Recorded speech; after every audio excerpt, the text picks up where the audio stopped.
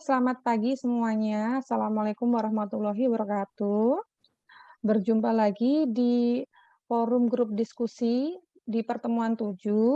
Hari ini kita mau bahas tentang kimia yang merupakan salah satu materi saintek ya di UTBK tahun 2022. Nah, perlu kita ketahui ya, kimia sendiri itu nanti kan diujikan di tes kemampuan akademik berdampingan dengan fisika, biologi, terus matematika, seperti itu. Nah, yang perlu kalian ketahui juga ya, bahwa, untuk UTBK sendiri, kan kita tahu 2 tahun terakhir ini kan, apa tuh, eee, kita nggak bisa ya milih materi, misalkan nih pagi ini, misalkan aku lagi fresh Kak, aku pengen ngerjain biologi dulu, kan nggak bisa ngerjain seperti itu, kita kan harus runut, misalkan dari fisika, kimia, biologi, lalu lanjut ke matematika. Cuman kita kan, punya waktu nih untuk apa, lihat soal-soalnya dulu, misalkan waktunya kimia dalam durasi 22 menit ya, "Aku pengen tahu Kak soal-soalnya dulu." Boleh, diklik-klik dulu kan boleh. Cuman, apa tuh, kita nggak bisa lanjut ke, materi misalkan bab subbab yang besar, maksudnya misalkan biologi gitu kan kita nggak bisa lanjut, kecuali kalau misalkan kita sudah menyelesaikan semua dari soal tersebut. Terus, bedanya di UTBK di tahun-tahun sebelumnya juga ya, untuk kimia sendiri ya, materinya itu nggak selalu hitung-hitungan melulu, seperti itu. Nah, kalian tahu sendiri kalau misalkan kalian buka-buka soal nih, "Loh Kak, kok UTBK-nya tahun 2017, 2016 itu kimianya full hitungan," gitu.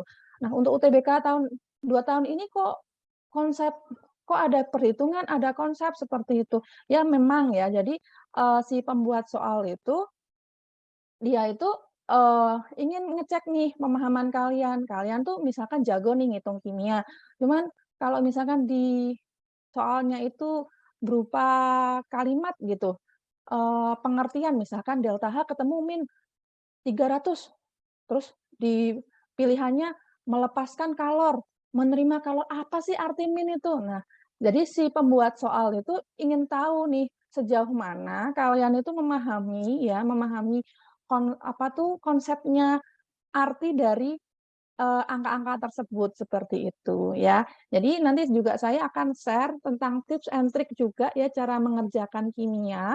Terus bagi kalian yang misalkan nih, kalau baru belajar kimia, baru mulai serius bulan-bulan ini, ya nggak perlu khawatir, pasti, nuntut kok nanti, ketika waktu UTBK, insya Allah pasti kalian, bisa menyelesaikan soalnya dengan cepat dan mudah dan lancar gitu ya, saya doakan seperti itu. Oke, lanjut ya. Sebelum ke bahas soal ya, materi kimia yang sering muncul di soal UTBK itu banyak sekali ya, dari kelas 10, kelas 11, kelas 12 gitu.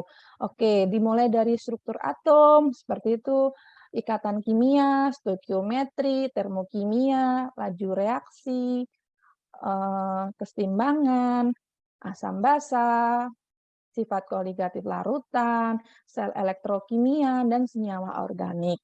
Nah, ada beberapa materi yang tidak dikeluarkan ya, atau cenderung dia itu, mmm, nggak nggak terlalu sering keluar gitu. Contohnya misalkan koloid. Koloid itu di beberapa tahun ya, di beberapa tahun ini soal untuk bab koloid sendiri itu kurang atau tidak ada gitu ya.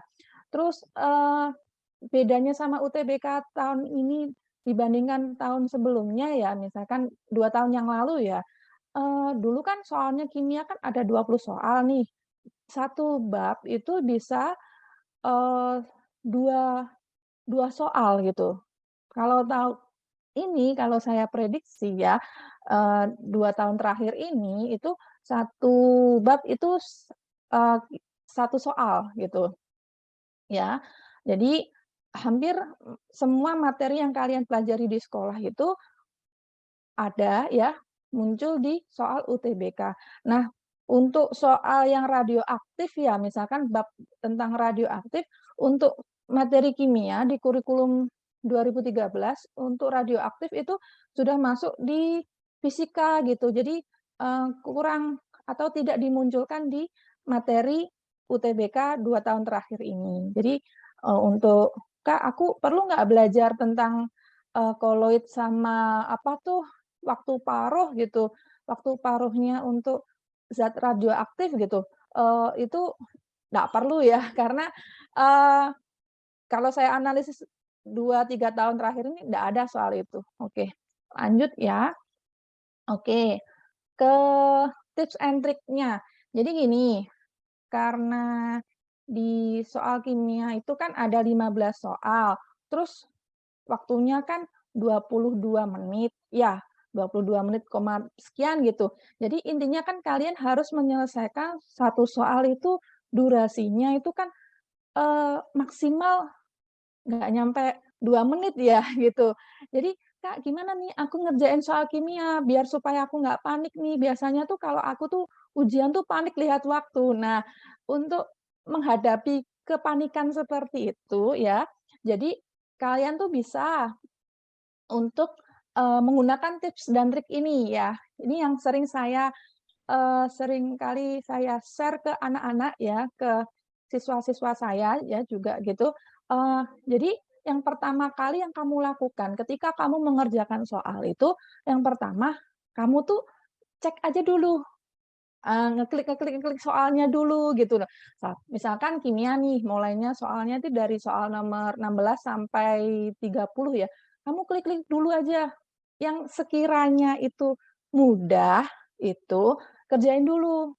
"Loh Kak, nanti kan poinnya kan, itu dikit," gitu. "Iya, cuman ini untuk me-manage waktu kalian supaya kalian nanti ketika mengerjakan soal susah itu, kalian punya waktu tersendiri dan fokus, dan pasti jawabannya benar," gitu loh ya. Jadi kerjakan soal konsep misalkan seperti ikatan kimia, struktur atom, terus, misalkan termokimia kalau misalkan ada soal itu dari grafik, terus, elektrokimia, seperti itu kan, tidak semua materi itu kan untuk kimia kan hitung-menghitung begitu. Jadi kerjakan soal konsep. Lanjut ke soal ke tips yang kedua, ya, kerjakan soal perhitungan mudah. Jadi yang sekiranya itu perhitungannya itu lebih ke apa ya, perhitungannya itu ke rumus cepat gitu. Contohnya nih, misalkan kalian mencari soal, misalkan di soal itu ada tentang mencari kadar unsur dalam senyawa gitu. Nah, itu kan rumusnya pasti nih gitu. Jadi rumusnya pakai seperti itu. Terus atau lagi misalkan kalian di situ di apa tuh, di soal itu ada pertanyaan misalkan menentukan, eee, enosel seperti itu. Itu kan juga cepet ngerjainnya. Jadi fokus ke soal-soal perhitungan yang mudah dan jawabannya pasti gitu ya. Terus yang ketiga baru kerjakan soal susah. Soal susah itu misalkan seperti apa sih, Kak? Contohnya kayak stokiometri. Kalau stokiometri kan kalian harus ngecek reaksinya, udah disetarain atau belum, terus ngubah ke konsep mol, seperti itu, terus fokus ke pertanyaannya apa gitu.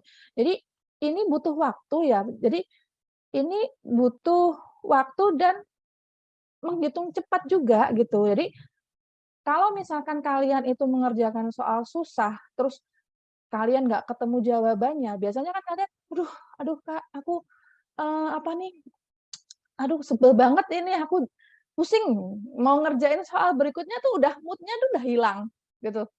"Aduh gimana ini, aku mau ngerjain, kok udah bad mood duluan ya karena ketemu soal susah ya?" Ya, yang saya khawatirkan tuh seperti itu. Jadi kalian itu menemukan soal susah, terus nggak ketemu jawabannya, bad mood, panik, padahal di belakangnya itu ada 5 soal atau 6 soal tuh kalian bisa ngerjain gitu loh. Ya, yang saya khawatirkan tuh seperti ini, ketika kalian mengerjakan udah terpaku satu soal ya, misalkan ketika kalian ngeklik soal nomor 16 langsung pertanyaannya stokiometri, terus kalian kerjakan, terus di akhir-akhir, di ending-ending-nya, "Loh kok nggak ketemu jawabannya ya gitu ya. Biasanya tuh bikin bad mood banget itu, di belakang-belakangnya pikiran kita tuh langsung gini, "Ih, kimia susah," gitu. Nah, eee, itu lebih baik dihapus pikiran seperti itu ya. Jadi kerjakan ini ketika kalian tenang, fokus, terus soal yang lain tuh yang mudah tuh udah selesai. Jadi tenang gitu loh ngerjain soal yang bobotnya tuh tinggi gitu ya.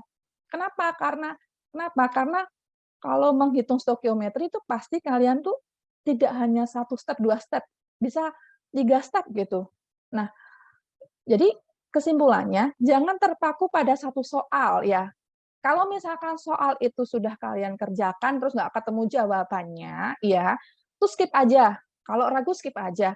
Nah, ini untuk menghindari kalian menghitung berulang kali ya, kan pasti ketika kalian ujian kan diberikan, untuk menghitung ya. Jadi kata kuncinya itu kamu pegang. Misalkan nih soal nomor satu stokiometri, terus kalian udah ketemu molnya. Terus di tengah-tengah kalian berhenti, "Duh pembatasnya apa ya?" Gitu. Nah, itu kata kuncinya itu di lembaran itu ya, jadi di lembaran itu kalian lingkari. Terus ketika kalian mengerjakan soal lanjutannya, terus kembali lagi ke stokiometri ya, ketemu ketemu stokiometri, kata kuncinya konsep mol itu udah kalian hitung. Jadi nggak ngitung dari awal lagi gitu loh. Itu buang-buang waktu gitu. Jadi aturlah waktu itu sebaik mungkin ketika mengerjakan soal kimia ya, supaya nanti kalian mendapatkan nilai yang maksimal gitu. Saya yakin kalian pasti akan mendapatkan nilai yang memuaskan ya, 700, 800, amin, seperti itu ya. Jadi kalau atau 1000 benar semua, amin gitu ya. Saya doakan semoga kalian, mendapatkan nilai UTBK yang maksimal seperti itu. Oke, ini ya tips trik dari saya. Terus lanjut, "Kak, aku nih kelas 10, aku nih kelas 12, kelas 10, kelas 11 kena corona, Kak. Nggak pernah diajarin gurunya, Kak. Aku juga nggak ikut bimbel, Kak. Terus aku beli buku Magenta nih, aku sudah mulai fokus nih, fokus belajar kimia. Aku belajar kimia dari mana sih, Kak, enaknya?" Gitu. Pasti ada timbul keraguan seperti itu ya. Kalau misalkan kalian punya rasa ragu seperti itu ya, belajar kimia itu beda sama belajar matematika. Kalau matematika kan misalkan nih, aku nggak paham limit gitu, ya udah aku belajar limit. Misalkan besoknya lagi aku mau belajar peluang nih, kan limit sama peluang nggak ada kaitannya gitu kan, bisa gitu loh. Tapi kalau kimia tuh beda, beda. Konsep belajarnya tuh beda. Kimia itu, materinya selalu beruntun dan konsepnya itu dipakai terus gitu. Beda sama pelajaran yang lain gitu. Contoh ya misalkan, aku mau belajar dulu keasam basa, padahal konsep dasarnya kalian stokiometri ya, konsep mol tuh nggak paham gitu. Itu misalkan kalian tuh langsung ke tahap yang misalkan tinggi gitu, "Aduh bisa nggak Kak?" Gitu. Ya dasarnya dulu dibenahin dulu gitu loh. Nah, terus aku harus belajar dasarnya tuh dari mana Kak? Gitu loh. Jadi kalau saya, saran saya ini ya yang pertama ya, pelajari konsep yang mudah. Mudah tuh misalkan ya, pahami dulu nomor atom itu kapan sih aku pakai nomor atom, kapan sih aku pakai nomor massa, gitu. Terus kalau sudah paham nomor atom itu apa, nomor massa itu apa, itu baru kalian nanti paham, oh elektron valensi. Elektron valensi itu didapatkan dari mana sih? Oh dari konfigurasi. Oh konfigurasi ada yang pakai kulit sama pakai kuantum gitu. Ya, itu pahami dulu ya, bagaimana cara menentukan nomor atom, nomor massa, ini kan di SPU kan ada ya, kalian baca datanya dulu ya. Karena apa? Karena di soal UTBK 2 tahun terakhir tuh kalian disediain tabel gitu loh. Di situ tabelnya ada nomor atom, ada nomor massa. Kalian harus paham kapan aku menggunakan nomor atom, kapan aku menggunakan nomor massa. Dan ini nanti dipakai untuk perhitungan kimia juga, misalkan di nomor massa mencari AR atau MR-nya seperti itu. Nah, kalau sudah pahami tentang elektron valensi. Elektron valensi itu apa sih gitu? Kenapa kalian harus pahami elektron valensi? Supaya kalian paham ketika kalian misalkan menggambar ikatan kimia, menggambar bentuk molekul, terus ketika kalian harus menggambar Lewis di termokimia, mencari delta H gitu. Terus misalkan menjelaskan tentang ikatannya pada reaksi senyawa organik gitu. Jadi pahami dulu apa itu elektron valensi. Lanjut, golongan sama periode. Nah, golongan itu apa sih? Periode itu apa sih? Jadi, kalian harus pahami ya, dan sifat keperiodikan. Kenapa? Karena sifat keperiodikan itu kan kalian belajar di kelas 10, lanjut nanti kan ketemu lagi di kelas 12 dan di kelas 11 itu masih berkaitan. Oh, ternyata Cl itu cenderung lebih asam. Mengapa dia sifatnya asam?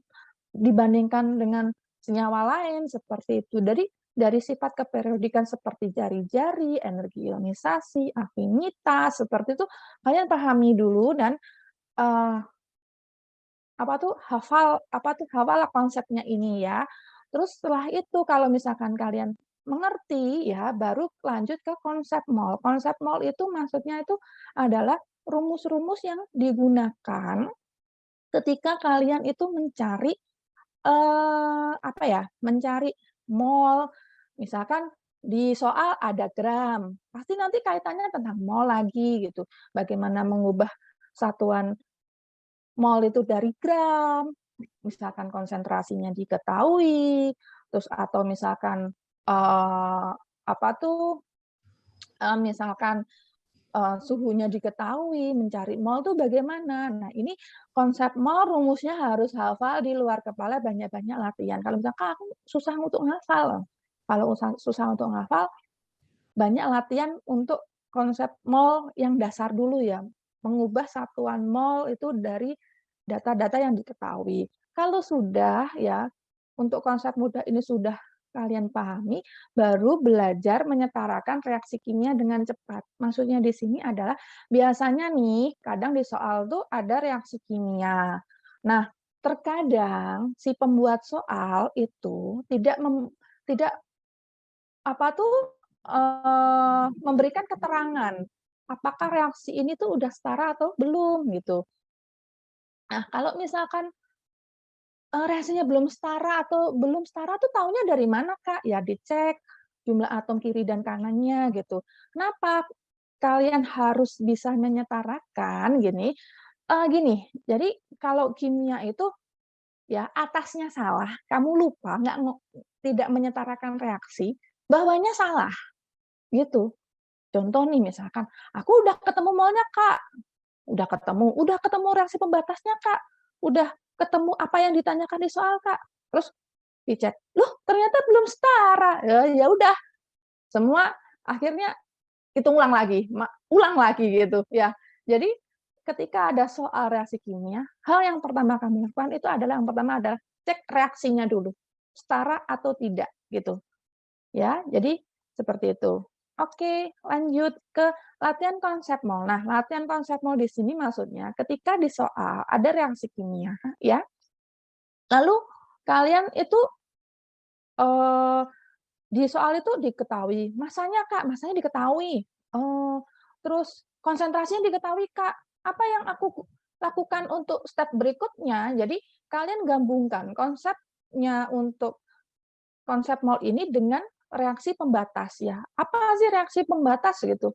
Bagaimana cara menentukan reaksi pembatas? Ya, ini biasanya yang ada beberapa anak-anak itu mm, kurang paham tentang reaksi pembatas, menentukan reaksi yang digunakan sebagai acuan untuk mendistribusikan angka dalam suatu persamaan reaksi gitu ya. Yang bereaksi itu berapa, perbandingannya berapa. Nah, ini harus kalian pegang. Kenapa? Karena reaksi pembatas dan konsep mol itu kalian akan temukan di soal termokimia, kesetimbangan, asam basa, seperti itu. Apalagi asam basa itu konsepnya luas banget ya. Jadi ada ada penyangga, ada hidrolisis, ada bukan keduanya, seperti itu. Kalau misalkan kalian tidak paham tentang reaksi pembatas, ya itu nanti bikin kalian ya ngerjain soalnya ya Jadi, "Aduh Kak, susah, aduh Kak, males, ini ngubah ini Kak, aduh Kak, nggak bisa," gitu ya. Jadi, ini kalian temukan semuanya ini ada di materi kelas 10 ya. Jadi, ini dasarnya, pondasinya apa tuh, dikuatkan lagi ya, gitu. Oke, terus, tips belajar kimia yang terakhir itu adalah sempatkanlah belajar drill materinya, maksudnya drill materi itu, per bab-per babnya ya, terus jangan lupa campur dalam ya, 1 minggu. Maksudnya gini, misalkan nih aku Senin, Selasa, Rabu, aku belajar tentang struktur atom, Kak. Besoknya, apa tuh, hari Jumat, Sabtu, Minggunya, sempatkanlah kalian tryout secara, apa tuh, mandiri. Misalkan kalian nggak ikut tryout nih, aku pengen tryout 15 soal dalam durasi 22 menit, aku tuh benar berapa sih, salah berapa sih. Mengapa ini harus kalian lakukan? Supaya kalian itu nggak panik ketika ujian. Biasanya anak-anak tuh kendalanya tuh panik. Ketika aku udah hafal konsepnya Kak, semua aku udah hafal. Ketika ujian, terus lihat soal, terus ada waktunya ya, waktunya itu jalan terus-menerus, terus ada pesaing kanan kiri, depan belakang gitu ya, terus kalian tuh, "Kak, blank." "Kenapa kok blank?" "Panik Kak, aku kok rasanya tuh, aku yang tak pelajari tuh bingung Kak," gitulah. Ya itu untuk mengatasi kepanikan seperti itu ya, mental-mental seperti itu, banyak-banyaklah kalian itu ikut tryout, terus atau tryout mandiri, ya, terus gabung semua gabung semua apa tuh, eee, gabung semua konsepnya itu jadi satu supaya nanti tuh, "Oh ini stoikiometri, habis itu aku ngerjain laju reaksi, habis itu aku ngerjain," apa tuh, misalkan, eee, reaksi senyawa organik. Berarti tuh kalian tuh ketika konsepnya diajak tuh nggak panik gitu loh, ya. Jadi itu tips belajar kimia. Oke lanjut, eee, kita bahas, soalnya ya, karena keterbatasan waktu jadi, mungkin tidak semua, soal ya, maksudnya semua bab itu kita bahas untuk pertemuan hari ini ya. Jadi sebagian lah yang saya akan bahas. Oke. Duh, udah muncul jawabannya ini. Oke, kita ke struktur atom dulu ya. Struktur atom di materi kelas 10 ya. Oke, misalkan yang ada soal, suatu unsur X mempunyai 2 isotop, yaitu 42X dan 44X. Jika massa atom relatif X itu 43,7, maka perbandingan presentase kedua isotop tersebut adalah berapa gitu ya. Ini, soal yang muncul, eee, FR dari 2021 ya, gitu.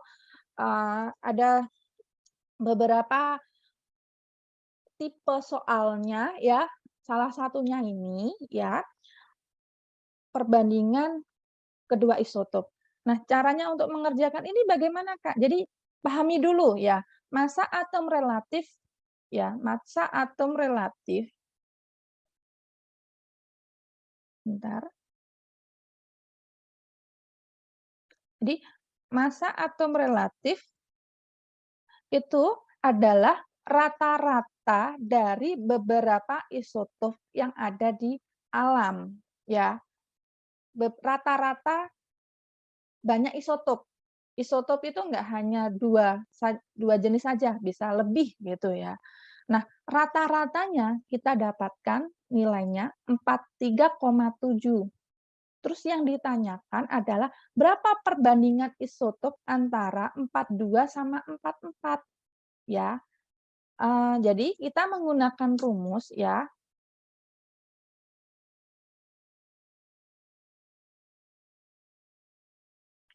kita menggunakan rumus ARX sama dengan persentase isotop yang pertama ya, kali massa isotop yang pertama, ditambah persentase isotop yang kedua ya, kali massa isotop yang kedua, ditambah persentasenya isotop yang ketiga, dikali massa isotop yang ketiga gitu ya. per persentase X1, X2, X3. Kalau misal ini rumus ini kalau kita pakai misalkan di soal itu diketahui 3 isotop. Karena di soal ini yang hanya diketahui 2 isotop, maka ya itu kita gunakan X1 dan X2. Nah, kita masukkan nilainya ya, 43,7 sama dengan persentase X-nya 42 kali 100 min X plus persentase X 44 kali X per 100. Kak, kok bisa dapat nilai 100 min X sama X permisalannya itu kita dapat dari mana sih? Jadi gini, asumsi aja ya, misalkan kamu punya kue 1, kamu bagi sama adikmu, ya, misalkan kamu bagi sama adikmu dapat 1/4 nih, berarti kamu dapat 3/4 bagian dari kue yang kamu miliki. Nah, itu. Jadi, dimisalkan bagiannya untuk isotop 44 itu sebesar nilai X, ya, bagiannya dia, sedangkan 42 itu adalah pengurangan dari keseluruhan begitu, dan keseluruhan itu dianggap nilainya 100. Maka dengan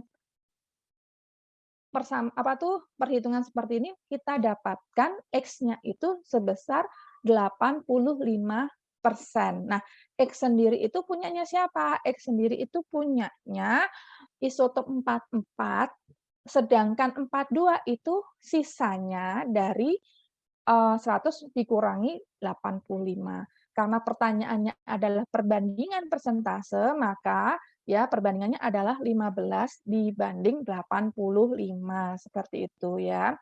Itu untuk soal tentang struktur atom. Oke, kita lanjut ke materi berikutnya. Oke, tentang sistem periodik unsur. Ya, ini ada soal nih. Ion Fe3+ memiliki konfigurasi Ar3D5. Unsur tersebut berada pada periode berapa dan golongan berapa. Nah, ini harus kalian pahami.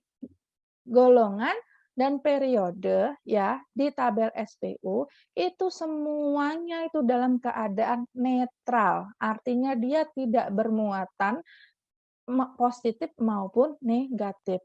Karena di soal ini diketahui ion ya, ingat ion itu bisa bermuatan positif maupun negatif ya.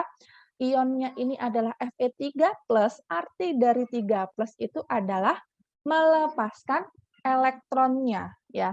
Jadi 3+ ini dilepaskan elektronnya. Gitu.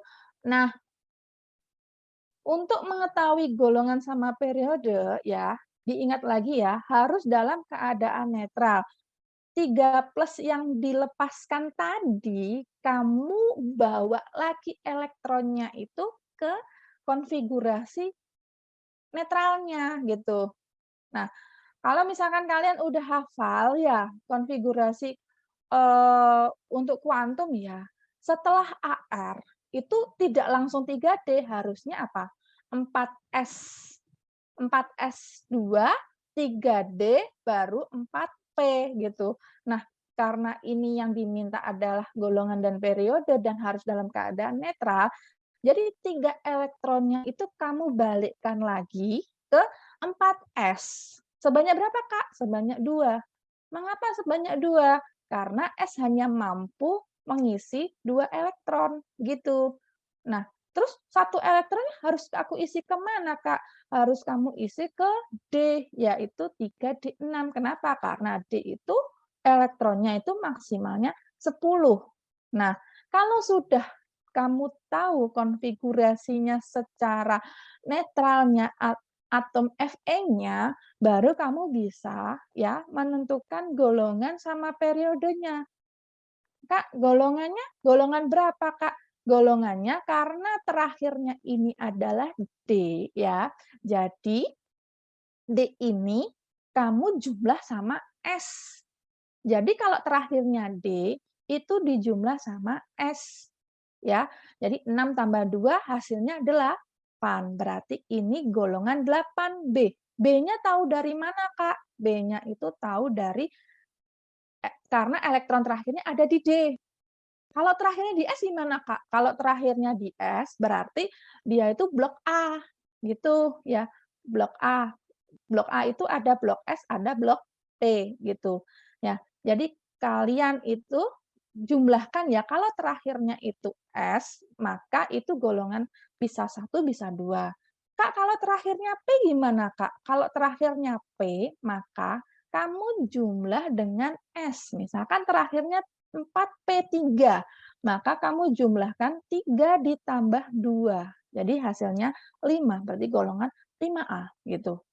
Kalau misalkan terakhirnya D, tadi ya diingat, kalau terakhirnya penjumlahan dijumlahkan sama S. 6, kalau ini 6 tambah 2 hasilnya 8, berarti golongan 8B. Terus untuk periodenya, ya, periode itu bisa diketahui dari elektron di kulit terluarnya. Terluarnya di mana, Kak? Di sini kan ada 3D, ada 4S, terus yang paling luar tuh yang mana? Angka 4 dan angka 3, ya, yang ada di sini itu menyatakan kulitnya. Maksudnya ini ada 6 elektron di kulit ketiga, sedangkan ini ada 2 elektron di kulit keempat. Jadi, untuk mengetahui periodenya, 3 sama 4 tuh luar mana sih? Luar 4 dong, gitu. Jadi, jadi dia terletak di periode keempat, seperti itu ya. Jadi, jawabannya adalah D, itu. Oke, lanjut ke soal berikutnya. Tentang ikatan kimia dan bentuk molekul ya. Untuk ikatan kimia dan bentuk molekul, ini ada soalnya seperti ini nih. Perhatikan pernyataan yang tepat jika atom 53I berikatan dengan 9F. Oke, ada pernyataan ini. Mana pernyataan ini yang benar? Nomor 1, bersifat kovalen polar. 2, memiliki geometri huruf T. 3, mempunyai interaksi antar molekul dipol-dipol. Yang keempat, memiliki sepasang pasangan elektron bebas pada atom pusatnya. Pernyataan yang benar adalah, nah ini, tadi kan saya sudah jelaskan di awal, kalau golongan sama periode, kalau bisa ya kalian itu hafal. Kak, caranya menghafal gimana sih? Di internet itu banyak sekali cara penyingkatan untuk menghafalkan golongan utama, terutama golongan utama. Misalkan nih, kalau saya ya, misalkan menghafalkan golongan 1 nih, misalkan Halina KRB, Hai Lina, kau rebut calon suaminya Francisca, seperti itu. Jadi eee, kalian hafalin tuh ya golongannya gitu, golongan A terutama itu ya. Nah, untuk apa? Untuk menyelesaikan soal-soal seperti ini. I sama F. Kalau misalkan kalian langsung otomatis, oh I sama F itu dia golongan 7, berarti dia kamu tahu bahwa IF itu, oh ya sudah 7, elektron valensinya 7 gitu loh maksudnya ya. Tapi kalau misalkan kalian enggak ragu-ragu gitu ya, pasti kalian akan mengkonfigurasikan ya 53, nomor atomnya 53 dan 9F itu. 2, 8, 18, boleh pakai cara itu atau 1s2, 2s2, boleh seperti itu. Jadi kan makan waktu seperti itu ya. Terus, karena di soal ini tidak diketahui senyawanya apa ya, maka yang kalian harus pahami ini bahwa ternyata itu IF itu kalau membentuk senyawanya itu ada 3. Bisa IF3, bisa IF5, bisa IF7. Kak, kok tahu sih senyawanya itu IF3, IF5, IF7 tuh taunya dari mana gitu loh. Gini, karena I itu dia golongan 7, maka dia itu kan mampu memberikan 7 elektronnya itu ke pasangannya. Ya. Kalau misalkan dia dipasangkan dengan maksudnya dia harus memasangkan 2 pasang dengan atom lain, kan 7, 2. Yang duanya dapat pasang, yang satunya jomblo dong. Ya, yang nggak bisa begitu ya. Jadi harus diusahakan minimal itu harus ada sepasangnya gitu ya, atau 2 pasang. Kalau IF3 berarti dia punya 2 pasang, kalau IF5 dia punya 1 pasang, sedangkan IF7 itu dia punya Apa, 7 maksudnya dia tidak punya elektron bebas gitu ya, maksudnya gini, pasangannya maksudnya elektron bebas, oke. Pernyataan mana Kak yang benar gitu. Nah, bersifat kovalen polar. Kovalen polar itu harus kalian pahami ya. Kovalen sendiri itu adalah pemakaian elektron bersama-sama di atau misalkan ada yang menyebutkan non logam dan non logam karena I dan F itu non logam dan non logam, maka semua ini adalah bersifat kovalen. Betul, kovalen. Tapi polar atau non polar gitu. Nah, polar dan non polar itu bisa kalian ketahui dari pasangan elektron bebasnya. IF3 punya elektron bebas, banyak 2 pasang, berarti dia termasuk kovalen polar, gitu. Sedangkan IF5 itu punya sepasang, berarti kovalennya masih polar. Sedangkan IF7 dia nggak punya elektron bebas, berarti sifatnya ini dia kovalennya non polar. Dan kembali lagi, karena di sini tidak ada senyawanya spesifiknya apa, berarti nomor 1 itu juga benar. Walaupun IF7 itu, loh Kak, IF7 kan nonpolar. Tapi kan ini kan nggak jelas senyawanya apa, berarti dianggap semuanya benar gitu ya. Jadi nomor 1 itu betul. Oke, lanjut. Memiliki geometri bentuk T. Bentuk T ya, kalau kalian lihat ya, IF3 bentuknya kan T seperti itu. Jadi di sini dia ya, dia memiliki bentuk T gitu. Sedangkan IF5 itu coba kamu tarik garisnya antara ujung sini dengan ujung sini dengan ujung sini, sini. Berarti membentuk piramida segi 4 seperti itu ya. Terus untuk senyawanya IF7 ini namanya oktahedra. Kak, okta itu dari mana? Gini loh, okta itu maksudnya itu okta itu artinya 8, berarti dia punya 8 muka. 8 mukanya dari mana? Ya ini, muka 1, muka 2, muka 3, muka 4, muka 5, 6, 7, 8. Jadi dia punya 8 muka permukaannya, seperti itu ya. Jadi namanya oktahedra. Berarti yang nomor 2 juga betul. Kalau 1 betul, 2 betul, apakah 3 itu betul atau semuanya benar? Kita langsung cek aja yang jawaban terakhir. Memiliki sepasang PeB pada atom pusatnya. Ternyata di IF5 ya, kita tahu ternyata di sini ada sepasang pasangan elektron bebas. Berarti jawaban nomor 4 juga betul, ya. Jadi pernyataan 1, 2, 3, 4 berarti benar semua ini. Berarti jawabannya E. Nah, ini termasuk kategori soal susah ya. Kenapa? Karena senyawa yang pertama senyawanya tidak spesifik, tidak disebutkan, maka kalian harus mempunyai prediksi ini senyawanya apa ya. Ini kalau misalkan anak Anda paham itu pasti akan menjawabnya itu poinnya 1 sama 2 bisa saja atau 1 sama 3 begitu. Atau misalkan dia tahunya IF7 aja Kak, berarti ya 1 salah, 2 salah, 3 salah, berarti salah semua gitu ya. Seperti itu. Oke. Oke, lanjut ya. Satu soal lagi ya nanti karena waktunya kurang 20 menit, nanti sesi tanya jawabnya 15 menit ya, saya kasih waktu 15 menit, ke soal stoikiometri nih. Nah, ini materi favoritnya anak-anak yang misalkan mencari soal-soal tipe-tipe susah gitu ya. Kak, tipe-tipe soal susah itu ada di mana sih? Di stoikiometri ya, di stoikiometri. Oke, misalkan ini, diketahui persamaan reaksi sebagai berikut ya.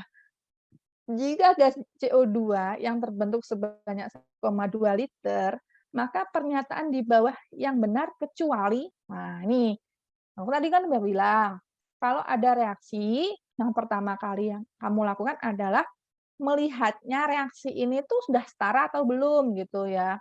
Cek dulu gitu. Ternyata kalau kita cek, ternyata jumlah atom C yang di kiri dan di kanan itu enggak seimbang. C itu punya 4, C yang di kanan punya 1. Oh, berarti nggak setara. Yang kamu lakukan adalah setarakan ininya dulu gitu. Terus di soal ya, Kak, cuma ada volume aja gitu loh. Terus apakah volume ini harus aku ubah ke volume STP kah? ataukah aku ubah ke satuan PVN-RTK seperti itu nyari mol. Di sini kan nggak ada tekanan, nggak ada keterangan volume STP seperti itu. Maka konsep yang kita pakai itu adalah ya, jika di soal hanya volume diketahui dan reaksi kimia setaranya aja, maka perbandingan volume itu akan sebanding dengan perbandingan koefisien. Gitu ya. Jadi kamu setarakan dulu ya, kita dapatkan perbandingan 1644 gitu ya. Lalu volume yang diketahui di soal itu CO2-nya sebesar 1,2 liter gitu. Nah, berarti kamu akan mendapatkan volume H2 itu sebesar 1,2 liter. Dari manakah aku dapat angka ini? Perbandingannya itu sama, 4:4, ya. Kalau untuk C4H8 dapat berapa, Kak? Karena perbandingannya adalah 1:4, kalau 4 aja dapat 1,2, maka 1 dapat 0,3 liter, gitu. Nah, O2-nya juga kita dapatkan 1,8 liter. Nah, dari sini ya, mana yang salah?